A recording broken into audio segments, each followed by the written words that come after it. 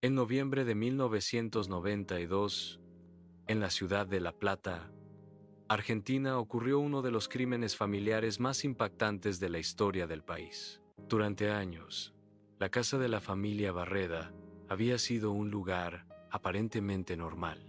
Un matrimonio, dos hijas adultas y una convivencia que desde afuera parecía simplemente la de cualquier familia de clase media. Pero dentro de esas paredes se acumulaban tensiones, discusiones y resentimientos que terminarían de la peor manera posible. El protagonista de esta historia es Ricardo Barreda, un odontólogo que durante décadas llevó una vida relativamente tranquila. Tenía consultorio, pacientes y una rutina estable. Sin embargo, con el paso del tiempo, su relación con su familia se volvió cada vez más conflictiva. Según relatos posteriores y testimonios del entorno, dentro de la casa las discusiones eran frecuentes. Las hijas ya eran adultas, pero seguían viviendo con sus padres. La convivencia se había vuelto tensa. Había reproches, críticas constantes y una sensación de desgaste que parecía no tener salida. Barreda afirmaría más tarde que durante años se sintió humillado dentro de su propia casa. Decía que su esposa y sus hijas lo despreciaban, que lo ridiculizaban y que lo trataban como alguien sin autoridad. Estas afirmaciones formarían parte de su defensa durante el juicio, aunque la historia completa es mucho más compleja. El 15 de noviembre de 1992, todo explotó. Ese día, dentro de la casa familiar ubicada en la calle 48 de La Plata, Barreda tomó una escopeta calibre 16 que tenía en su poder. Según reconstrucciones posteriores, fue recorriendo la casa y disparó contra cada una de las mujeres que vivían allí. Primero mató a su esposa, Gladys MacDonald. Después, asesinó a sus dos hijas, Cecilia y Adriana. Finalmente, mató a su suegra, Elena Reche. 4 personas murieron dentro de la misma casa. Después de cometer los asesinatos, Barreda no llamó a la policía. Tampoco intentó escapar. Lo que hizo fue permanecer en la vivienda durante casi 2 días conviviendo con los cuerpos. Ese detalle impactó profundamente a los investigadores cuando el caso se descubrió. Durante esas horas, Barreda salió de la casa en algunas ocasiones. Realizó actividades cotidianas y mantuvo conversaciones con vecinos como si nada hubiera ocurrido. El 17 de noviembre, finalmente se presentó en una comisaría.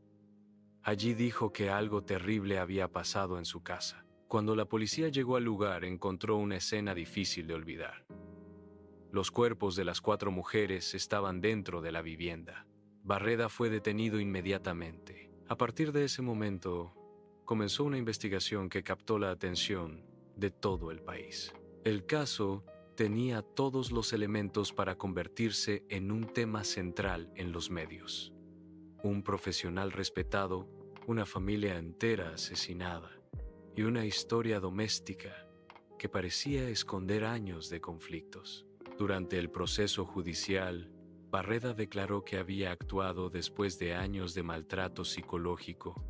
Según su versión, su esposa y sus hijas lo humillaban constantemente. Incluso utilizó una palabra que se volvería famosa en el caso conchavadas. Así describía el supuesto complot de las mujeres de su casa para despreciarlo. Estas declaraciones generaron reacciones muy fuertes en la opinión pública. Algunas personas consideraban que Barreda intentaba justificar un acto injustificable. Otras veían el caso como un ejemplo extremo de una convivencia familiar completamente deteriorada. El juicio se desarrolló en medio de una enorme atención mediática. Los fiscales sostuvieron que se trataba de un crimen premeditado. Argumentaron que Barreda había tenido tiempo suficiente para pensar lo que estaba haciendo y que utilizó un arma de fuego contra personas desarmadas dentro de su propia casa. La defensa, en cambio, intentó presentar el caso como una reacción desesperada después de años de provocaciones. Los peritos psiquiátricos evaluaron su estado mental. Finalmente se concluyó que era imputable es decir, que podía comprender la gravedad de sus actos. En 1995 fue condenado a prisión perpetua. Durante años, permaneció detenido en distintas unidades penitenciarias, pero el caso Barreda nunca desapareció del debate público. Con el paso del tiempo comenzó a producirse un fenómeno curioso. Algunas personas empezaron a verlo con cierta simpatía. En programas de televisión, entrevistas y debates públicos, el caso era discutido una y otra vez. En algunos sectores aparecía la idea de que Barreda había sido una víctima de una situación familiar insoportable. Este fenómeno generó muchas críticas. Para muchas personas, ese tipo de interpretación invisibilizaba el hecho central. 4 mujeres habían sido asesinadas dentro de su propia casa. A lo largo de los años, Barreda concedió algunas entrevistas desde la cárcel. En ellas, solía repetir su versión de los hechos. Decía que durante años había sido humillado, que nadie lo escuchaba y que ese día simplemente explotó. Sin embargo, muchos especialistas señalan que los crímenes familiares rara vez tienen una única explicación. Generalmente son el resultado de una acumulación de factores. Conflictos prolongados, frustraciones personales, dificultades para manejar la ira y una incapacidad para resolver los problemas de otra manera. En el caso Barreda, todos esos elementos parecen haber estado presentes.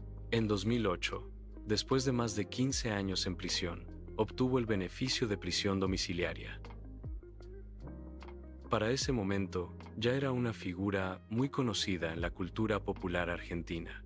Su historia había sido mencionada en libros, documentales y programas de televisión. Durante su arresto domiciliario convivió con una mujer llamada Berta André, quien lo había conocido años antes y se convirtió en su pareja. Esta nueva etapa también generó polémica. Para muchas personas resultaba difícil aceptar que alguien condenado por un crimen tan grave pudiera volver a llevar una vida relativamente normal. Barreda vivió sus últimos años fuera de la cárcel, aunque bajo supervisión judicial. Murió en 2020 a los 84 años. Su historia sigue siendo una de las más perturbadoras dentro de los crímenes familiares en Argentina, no solo por la brutalidad del acto, sino por las preguntas que deja abiertas. ¿Cómo puede deteriorarse tanto una convivencia familiar? ¿Qué ocurre cuando los conflictos domésticos se acumulan durante años sin resolverse? ¿En qué momento una persona cruza una línea de la que ya no hay retorno?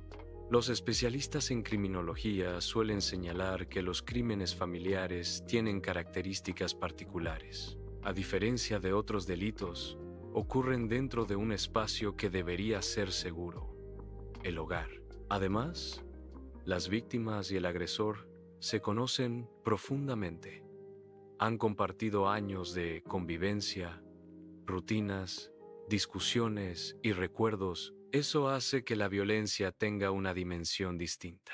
En muchos casos, el agresor siente que no tiene salida, que está atrapado en una situación que no puede cambiar. Esa percepción, combinada con resentimientos acumulados, puede generar reacciones extremas. Pero entender estos procesos no significa justificarlos. En el caso Barreda, 4 personas perdieron la vida, y el impacto de ese hecho todavía resuena décadas después. La historia también dejó una huella en la sociedad argentina porque obligó a mirar de cerca algo que muchas veces se mantiene oculto: los conflictos dentro de las familias. Desde afuera, muchas casas parecen normales, pero detrás de las puertas pueden existir tensiones, resentimientos y silencios que se acumulan durante años. La gran mayoría de esos conflictos nunca llega a un desenlace violento, pero cuando ocurre, el impacto es devastador. El caso Barreda sigue siendo recordado porque muestra hasta dónde puede escalar un conflicto doméstico cuando nadie encuentra una manera de detenerlo, y porque recuerda que la violencia familiar, incluso cuando se presenta como una explosión repentina, casi siempre tiene una historia mucho más larga detrás. Una historia de tensiones acumuladas, palabras que se dijeron durante años y un clima que lentamente se vuelve imposible de sostener. Cuando finalmente ocurre la tragedia, el mundo exterior recién empieza a ver lo que durante mucho tiempo estuvo oculto dentro de una casa común. Y esa es quizás la parte más inquietante de toda esta historia. Durante años, la familia Barreda vivió como cualquier otra familia. Vecinos, conocidos y pacientes del odontólogo probablemente nunca imaginaron que algo así podía ocurrir.